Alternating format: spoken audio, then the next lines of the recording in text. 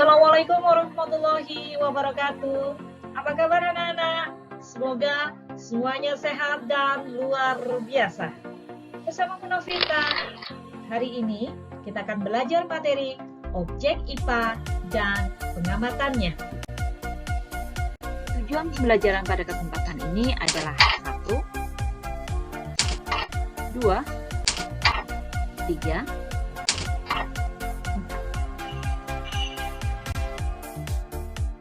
Mari kita amati video berikut. Video ini menunjukkan satu contoh sederhana dari keterampilan proses IPA. Halo teman-teman, kali ini kita akan melaksanakan penyelidikan IPA. Langkah-langkahnya adalah 1. Pengamatan, 2. Interferensi, 3. Komunikasi. Bahan-bahannya adalah spidol, penggaris, tisu, piring, air. Langkah pertama, kita akan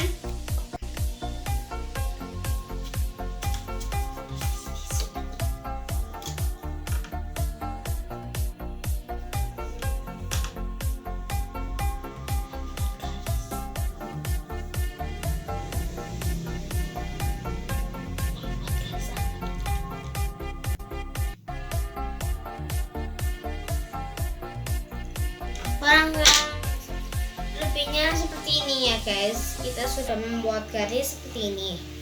Kita masukin. Apa yang terjadi? Perubahan warna oranye. Penyelidikan ilmiah membutuhkan keterampilan proses dalam IPA yang meliputi 1. Mengamati, yaitu mengumpulkan data dan informasi.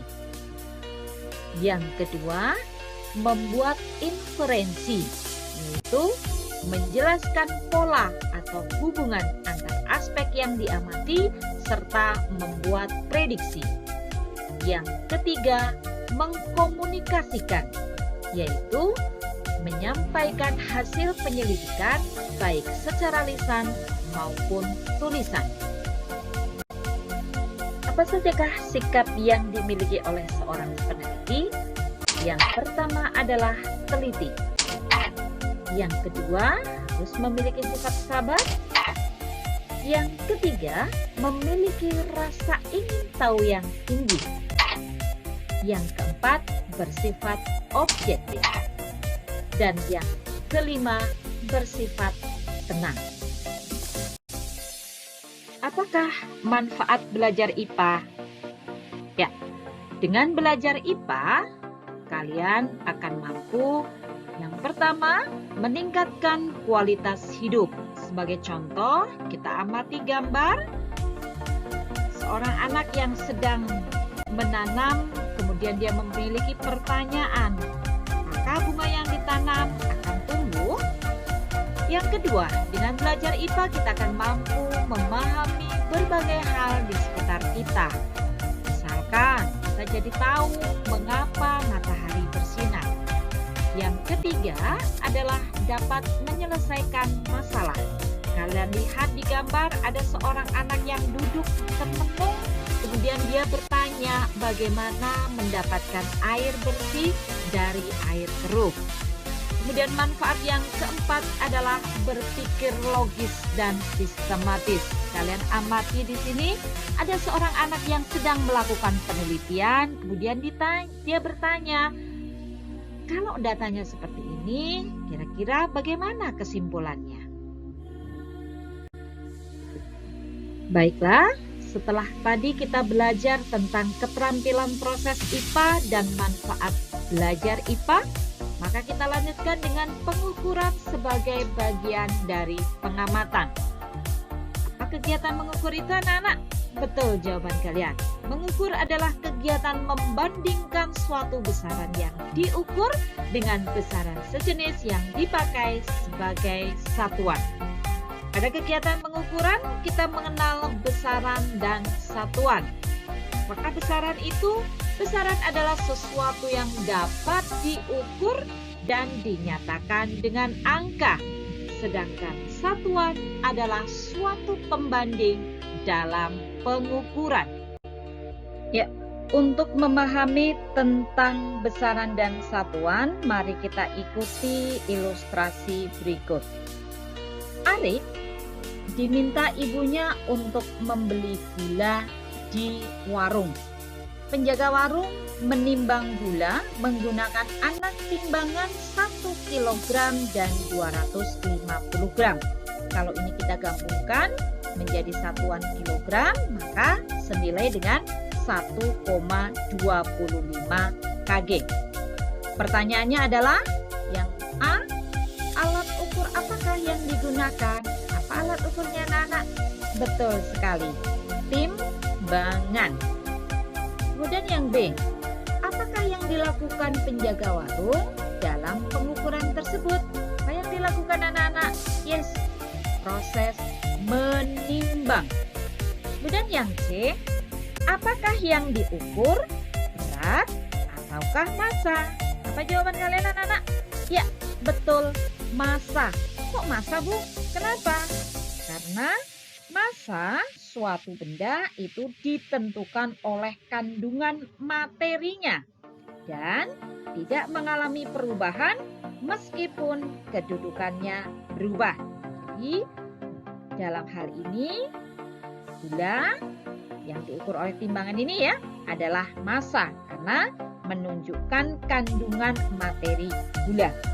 Sedangkan kalau berat ya, berat itu sangat bergantung pada kedudukan di mana benda tersebut berada. Karena benda akan memiliki gravitasi yang berbeda di tempat yang berbeda. Sebagai contoh, saat astronom berada di bulan, beratnya tinggal 1/6 dari berat dia di bumi. Karena kalau berat itu ditentukan oleh gaya gravitasi. Semakin jauh dari bumi, maka beratnya semakin berkurang. Semakin dekat dengan bumi, dengan pusat gravitasi, maka beratnya akan semakin bertambah. Ya, perbedaan berikutnya adalah kalau yang namanya massa, satuannya adalah kg, kilogram. Ya, sedangkan kalau berat, satuannya adalah newton. Kita lanjutkan pertanyaan yang keempat atau D. Sebutkan nama besaran, nilai besaran yang diukur dan satuannya. Kita lihat di sini tadi anak-anak yang diukur adalah massa sebesar 1,25 kg. Maka kita katakan di sini nama besarannya adalah massa. Satuannya adalah kg. Dan nilai besarannya adalah 1,25 kg. Saya ulang, massa sama dengan 1,25 kg, maka kita katakan di sini, massa kita sebut sebagai besaran. 1,25 kita sebut sebagai nilai besaran. Sedangkan kilogram kita sebut sebagai satuannya. Selanjutnya, kita bahas tentang satuan baku dan tidak baku. Satuan baku dan tidak baku. Yang pertama, satuan tidak baku. Hasil pengukurannya itu dapat berbeda-beda antara satu orang dengan orang yang lainnya. Kita lihat di sini, satuan tidak baku diantaranya adalah jengkal. Kemudian yang kedua, apa ini anak-anak? Betul, hasta. Kemudian yang ketiga, C, ini adalah yang disebut dengan depa. Dan yang D adalah kaki.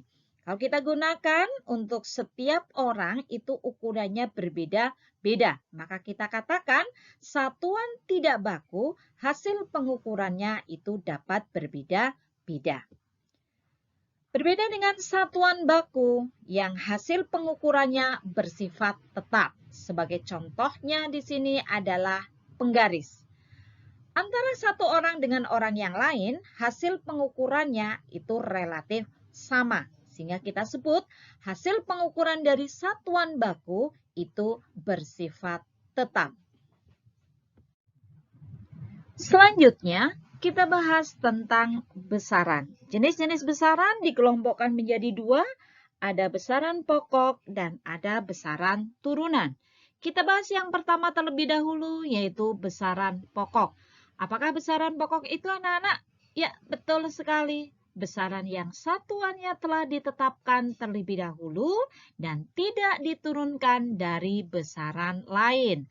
Sebagai contoh dari besaran pokok ini anak-anak dengan satuan dalam SI ya, atau sistem internasional. Sudah ditetapkan bahwa besaran pokok itu adalah 7. Jumlahnya itu ada 7. Yang pertama adalah panjang. Satuannya meter. Ini dalam SI ya. Kemudian alat ukur yang digunakan adalah penggaris. Yang kedua, besaran massa. Satuannya adalah kilogram. Alat ukurnya adalah neraca. Yang ketiga, waktu. Satuannya adalah sekon atau detik. Alat ukurnya adalah stopwatch. Yang keempat adalah suhu. Satuannya dalam SI adalah Kelvin. Ingat ya, Kelvin bukan Celcius. Kemudian alat ukur yang digunakan adalah termometer.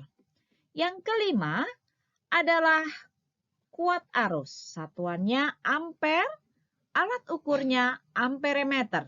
Kemudian yang keenam adalah jumlah zat. Satuannya adalah mol. Sedangkan yang ketujuh adalah intensitas cahaya.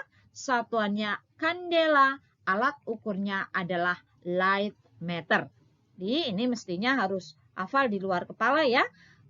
7 besaran pokok. Besaran yang tidak diturunkan dari besaran yang lain. Ada panjang, massa, waktu, suhu, kuat arus, jumlah zat, dan intensitas cahaya. Satuannya juga harus hafal. Meter, panjang meter, massa kilogram, waktu sekon, suhu Kelvin, kuat arus ampere, jumlah zat mol, intensitas cahaya adalah kandela. Pembahasan besaran yang kedua yaitu besaran turunan. Apakah besaran turunan ini anak-anak? Besaran yang diturunkan dari besaran pokok. Sebagai contoh, ada luas, volume, kecepatan, massa jenis, gaya, konsentrasi larutan, dan laju pertumbuhan. Intinya yang namanya besaran turunan adalah besaran di luar besaran pokok yang sudah ditentukan tadi 7 ya jumlahnya. Oke, misalkan ada sebuah batu. Bagaimana cara mengukur volumenya?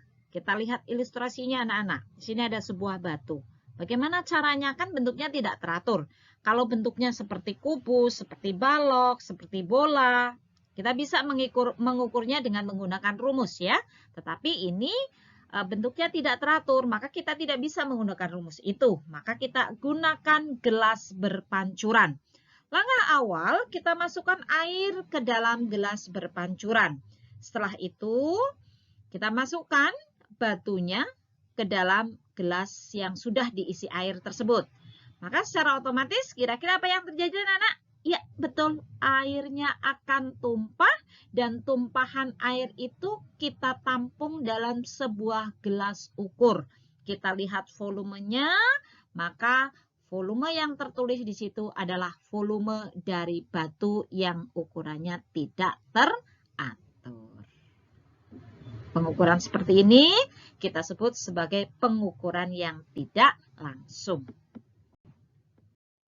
Baik anak-anak, untuk mengetahui seberapa jauh pemahaman kalian pada pertemuan kali ini, maka silahkan kalian kerjakan tugas 1.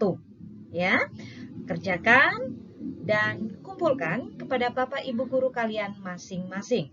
Soal yang pertama, sebutkan proses yang harus dikuasai dalam penyelidikan IPA. Yang kedua, jelaskan manfaat mempelajari IPA. Yang ketiga, sebutkan masing-masing 3 contoh satuan baku dan tak baku. Yang keempat, Sebutkan masing-masing 3 contoh besaran pokok dan besaran turunan. Yang kelima, soal cerita ya anak-anak. Saat Bang Jarwo bangun tidur, badannya panas. Kemudian, Sopo mengambil termometer. Ternyata, termometer menunjukkan pada skala 39 derajat Celcius.